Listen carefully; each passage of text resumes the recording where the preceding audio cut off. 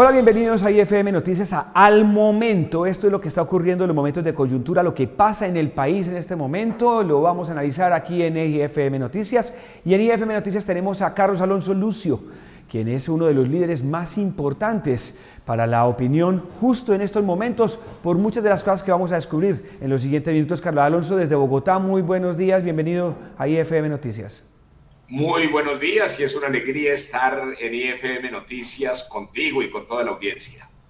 Carlos Alonso, lo que acaba de pasar el día de ayer y pues lo que se viene dando de réplica el día de hoy con el presidente Gustavo Petro, en el sentido en que pues se hunde una reforma y alrededor de la reforma Gustavo Petro comienza a prácticamente incitar a la violencia, irse en contra de la institucionalidad, el irrespeto, como también lo vimos con el representante Mondragón invadiendo prácticamente la sede del Senado en la Comisión Séptima para confrontar y pues el irrespeto que se ha interpretado que es haber convocado para presionar las decisiones libres y de separación de poderes del Congreso de la República a través de un Gustavo Petro, que quiero que tú nos digas cómo lo ves, qué es lo que está pasando, cómo lo analizas, qué es lo que crees que está ocurriendo realmente en el país con esta situación. A ver, yo comenzaría por decir que eso que mencionas de Mondragón y de toda esa gente no tiene nada de nuevo. De hecho, Colombia viene de la experiencia de los bloqueos y el vandalismo que hicieron en 2021, de toda la faena de las primeras líneas.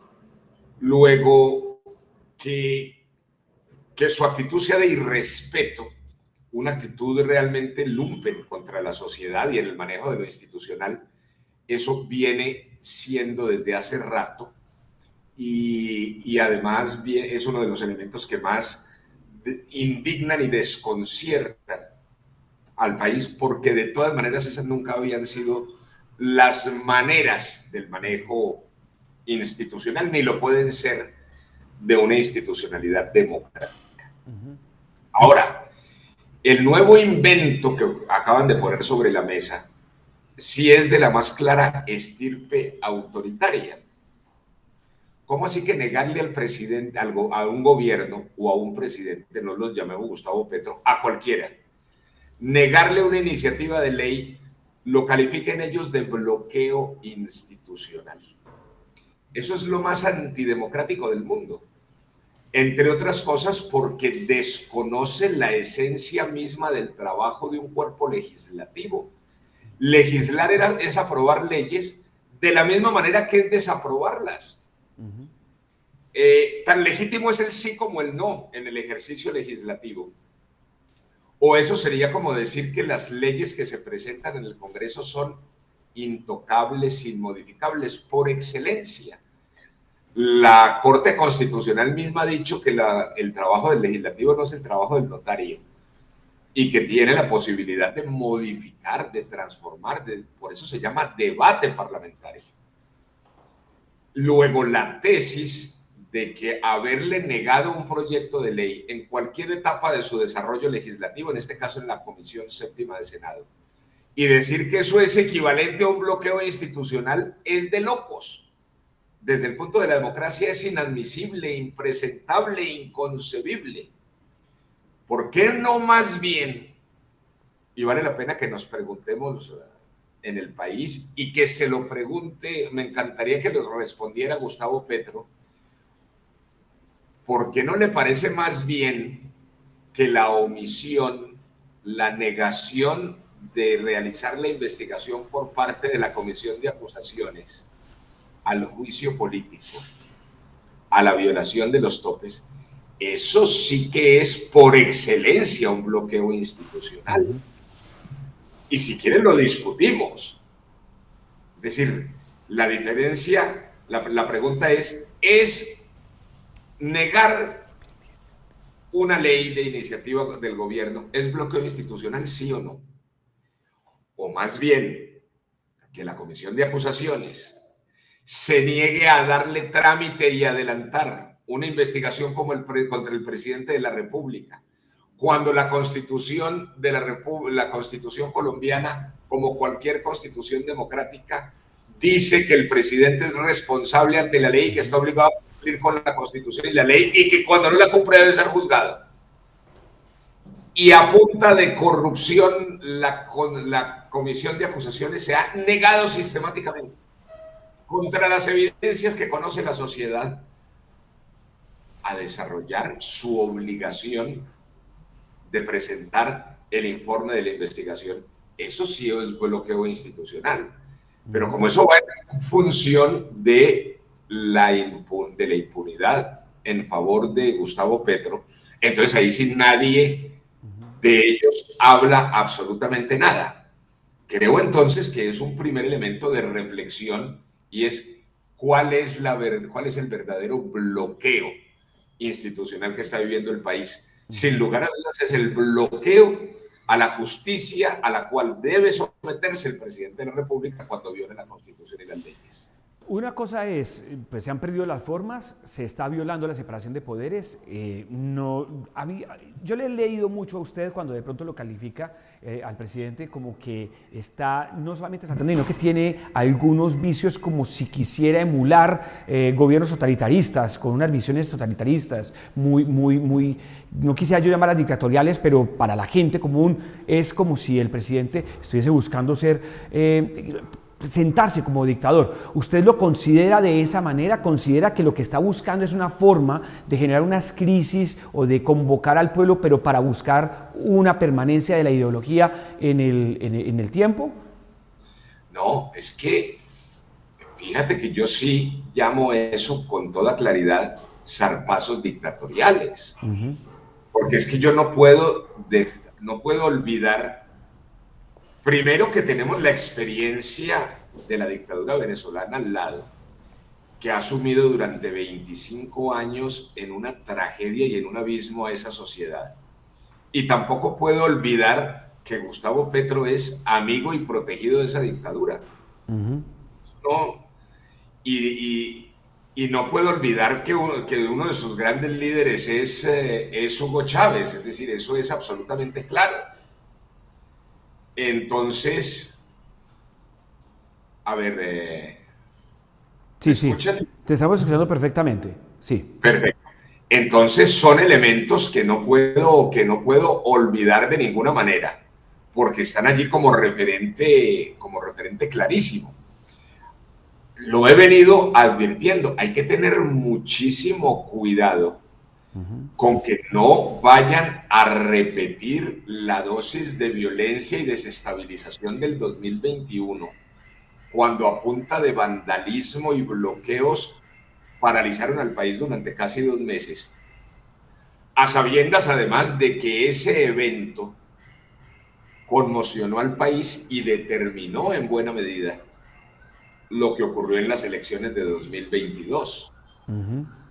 De hecho, Gustavo Petro, cada vez que puede, en los micrófonos exalta que realmente él llegó a la presidencia mucho más por los bloqueos de las primeras líneas que por la campaña presidencial del 2022. Lo ha dicho y lo repite cada rato.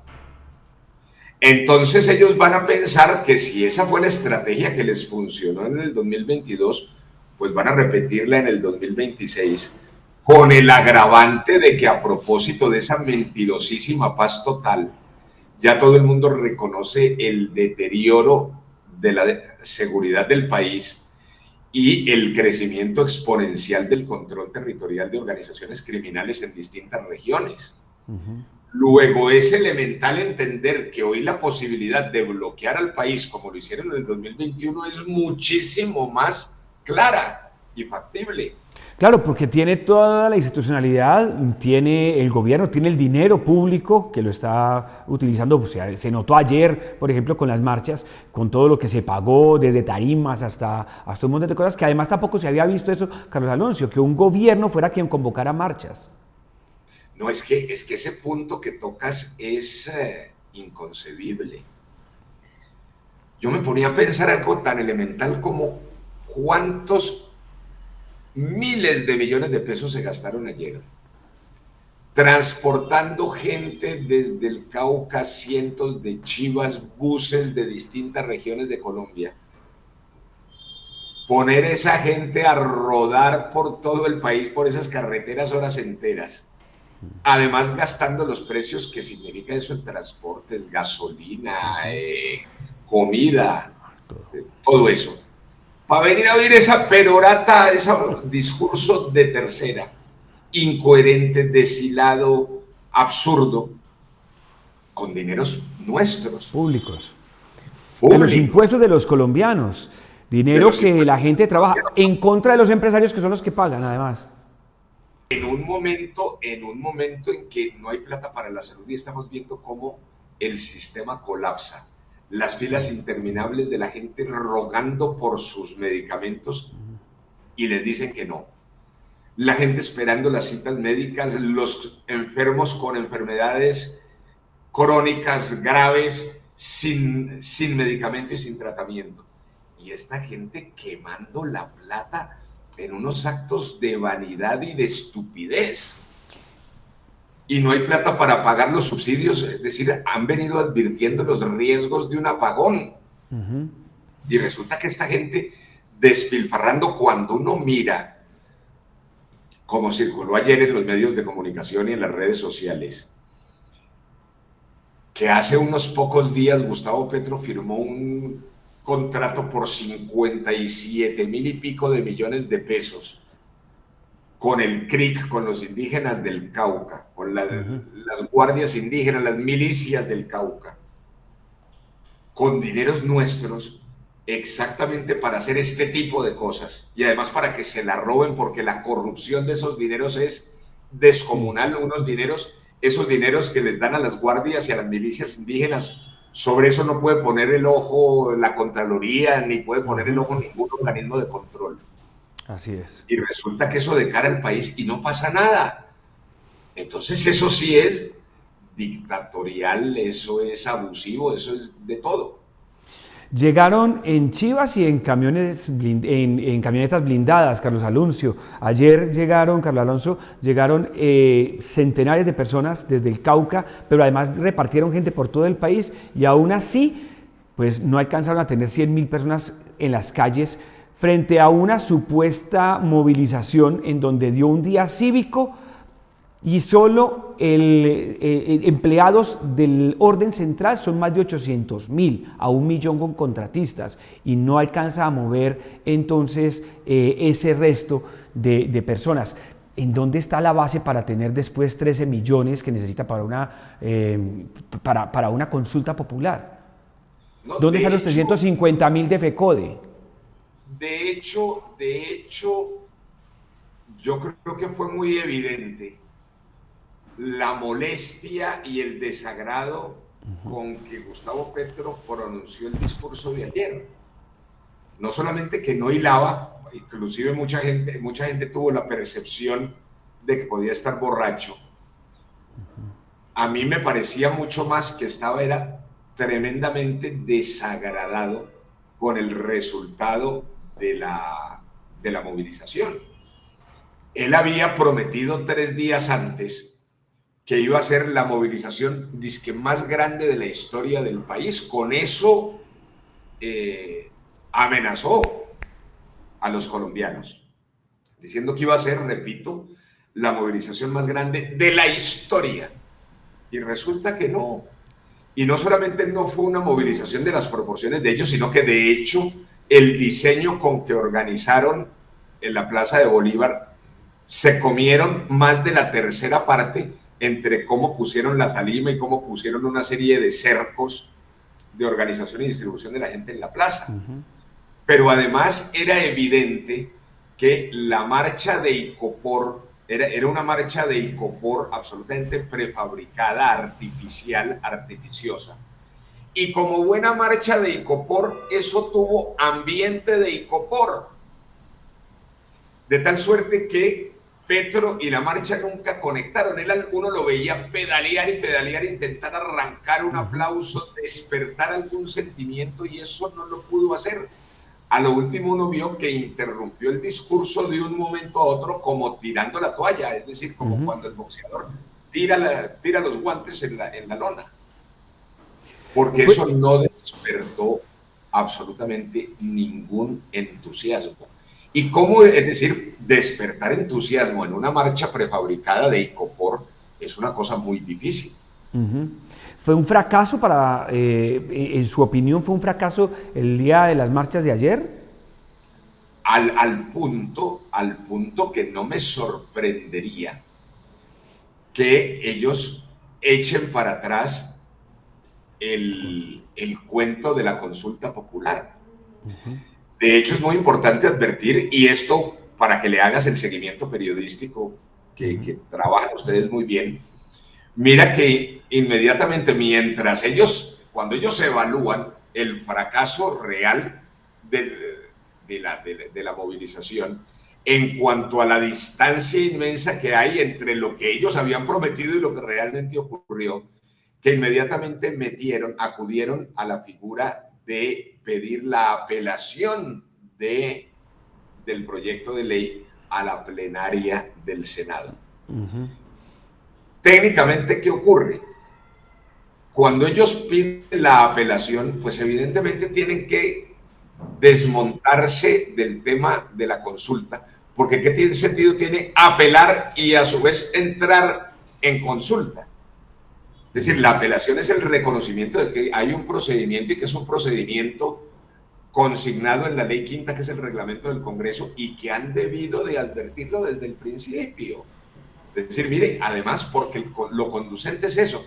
Si el gobierno estaba en tan absoluto desacuerdo con que se hundiera la reforma, pues entonces, desde un principio ha debido advertir que si le hundían la reforma, él apelaría, como lo hizo ayer, ante la plenaria del Senado, para que ese proyecto sea discutido por otra comisión que designe el presidente del Senado, tal cual lo dice el reglamento. Claro. Cuando ellos acuden a eso, es porque muy probablemente, para que le hagas el seguimiento al tema, se van a bajar por las orejas ante el fracaso de las movilizaciones de ayer. Porque lo cierto es que ayer no provocaron ningún hecho político. Ayer el hecho político fue que definitivamente el Senado hundió la ley, el proyecto de ley, y que la marcha tuvo un discurso flojo y no generó un hecho político, no marcó la política.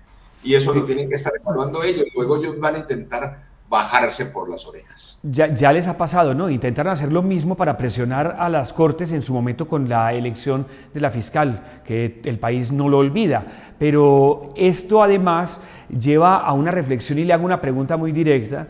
Usted también fue parte del M-19 y ahora Gustavo Petro se está haciendo el abanderado del movimiento M-19, lo está pues tratando de que sea supuestamente bajo esa visión, diciendo que eso es lo que era el M-19. Yo le pregunto, ¿quiénes fundaron el M-19, el espíritu que tuvo el M-19 en otrora, qué pensarían esos líderes de lo que ven hoy en día? ¿Refleja realmente Gustavo Petro lo que algún día se pensó desde el M-19, que debería de ser del modelo de país y que debería de ser su representante democrático en el país cuando tuviera el poder?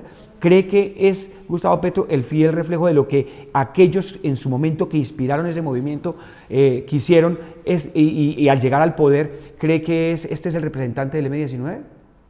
De ninguna manera.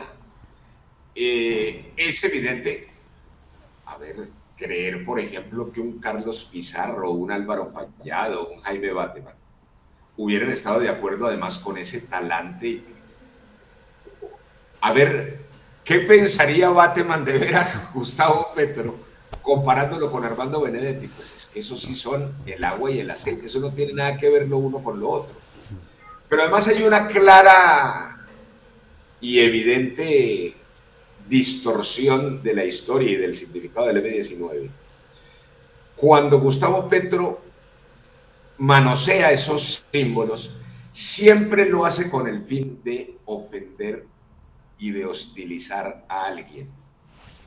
Y siempre entonces reivindica los hechos de guerra del M-19, sin comprender una cosa elemental, que todos los que entendimos y participamos y vivimos ese proceso, lo entendemos. Y es que lo más importante de la historia del M-19 no fue la guerra, sino la paz. Si el M-19 no hubiera hecho la paz cuando la hizo, desde cuando la propuso, el M-19 hubiera terminado su historia como las FARC o como hoy le ocurre al ELN. El M-19 fue precisamente lo que fue, que entre otras cosas nosotros firmamos la paz y después representamos un fenómeno en las urnas cuando masivamente sacamos prácticamente la mejor votación de la Asamblea Nacional Constituyente. Y hubo un respaldo evidente, es decir, el M-19 llega a la vida política pacífica siendo un movimiento existente entre los movimientos del país, no como le ocurrió a las FARC, que después de 60 años de guerra y de 10 curules regaladas, absurdamente, saca máximo 50.000 votos, que eso lo dice todo. Es decir, las FARC nunca alcanzó a ser un movimiento político, nunca. Eso no lo entendió Gustavo Petro. Y Carlos Pizarro, que efectivamente fue quien al final condujo, lideró íntegramente el proceso de paz, no solamente no estaría de acuerdo con Gustavo Petro, sino con las mentiras de Gustavo Petro. Es que en el libro ese autobiográfico, Petro dice que la verdadera intención de Pizarro era continuar la guerra y que quería hacerle una trampa al gobierno nacional por unos acuerdos que supuestamente tenía debajo de la mesa con las FARC. Y que fue él, Gustavo Petro, quien tuvo que convencer a Carlos Pizarro de que hiciera la paz, queriendo aparecer, uno, como si hubiera sido el adalid de la paz del M-19, aún contra Pizarro, que fue el verdadero forjador de la paz, y dos, como si él hubiera tenido algún papel medianamente importante en la historia del M-19, lo cual no fue cierto, nunca fue cierto. Y al margen de que eso no sea importante, porque eso no es un tema importante, lo que sí es importante es la mentira que dice, porque no tendría por qué mentir absolutamente. Entonces, yo creo que es un tema de desprecio profundo a la memoria del M-19. Alguien me preguntaba una vez si yo creía que Gustavo Petro le estaba haciendo daño al M-19, y le decía, no le puede hacer daño al M-19 porque el M-19 dejó de existir. El M-19 fue un protagonista de una etapa de la historia. El M-19 hace la paz, cumple la paz. Yo creo que contribuye con propiciar una Asamblea Nacional Constituyente y contribuye con la creación de la Constitución del 91. Y desde el punto de vista histórico, ahí cierra su periplo. Otra cosa es que ya después dirigentes que estuvieron y estuvimos en el M-19 hayamos adelantado procesos políticos. Pero esa es la verdad de la historia. Ese M-19 del que existe memoria cerró su ciclo hace ya muchos años. Y en eso yo quiero hacer otra acotación que también es muy importante para mostrar que el M-19, que Petro no representa ese espíritu. Y es cuando Petro sale a decir que esa constitución, que además él desprecia y que además la critica en su propio libro, pero que cuando le conviene sale y la defiende, cuando le da por defenderla, dice que esa es una constitución del M-19. Lo cual es absolutamente falso. Esa constitución es de los colombianos a propósito de la construcción de un gran consenso y de un gran pacto al interior de algo que fue la Asamblea Nacional Constituyente, donde sí estuvo el M-19, pero a ver, estuvieron los liberales, los conservadores, Álvaro Gómez y Salvación Nacional, representantes de los cristianos, movimiento indígena. Es decir, fue un acuerdo del país del tamaño de esa época, del tamaño de la nación.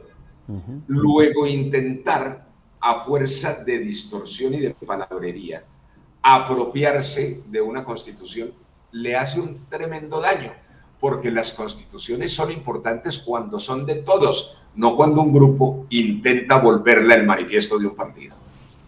Carlos Alonso Lucio, gracias por estar en IFM Noticias hoy aquí en este análisis al momento. Gracias nuevamente por orientar y por analizar con nosotros este tema tan coyuntural, tan momentáneo, y lo invitamos para que esté constantemente con nosotros analizando diferentes momentos y coyunturas que está viviendo este país. Creo que su opinión es muy valiosa para la orientación de la opinión pública y de los antioqueños y de los colombianos, por supuesto, a través de IFM Noticias. Gracias de verdad.